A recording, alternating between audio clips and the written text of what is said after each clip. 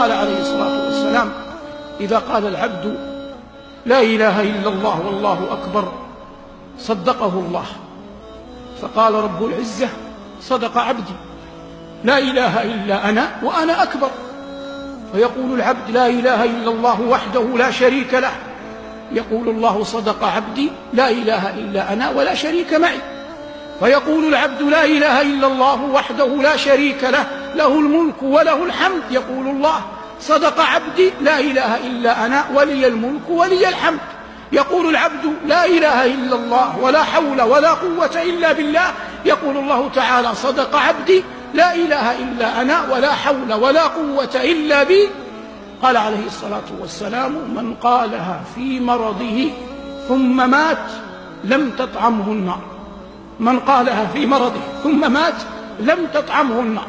وفي حديث شداد بن أوس وعبادة بن الصامت أن النبي صلى الله عليه وسلم قال لهم يوما: ارفعوا أيديكم، فرفعوها، فقال: قولوا لا إله إلا الله. فرفعوا أيديهم وقالوا: لا إله إلا الله.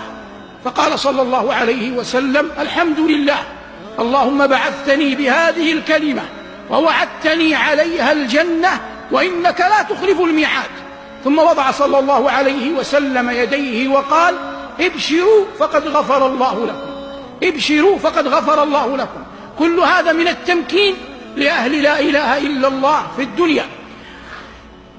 وقال صلى الله عليه وسلم: من كان آخر كلامه في الدنيا لا إله إلا الله دخل الجنة يوما من الدهر وإن أصابه ما أصابه. وقال عليه الصلاة والسلام كما في مسند البزار بسند حسن أنه صلى الله عليه وسلم قال: لا إله إلا الله كريمة على الله ذات مكان، كريمة على الله ذات مكان، من قالها صادقا أدخله الله بها الجنة، ومن قالها كاذبا حقنت دمه وأحرزت ماله، وإن لقي الله غدا حاسبه. فحتى من يقولها كذبا تحرز ماله وتحقن دمه، وإن كان لا يعد مؤمنا. والمقصود من هذا أيها المباركون بيان عظيم وفضل هذه الكلمة المباركة. هذا كله ما ورد من فضلها في الدنيا.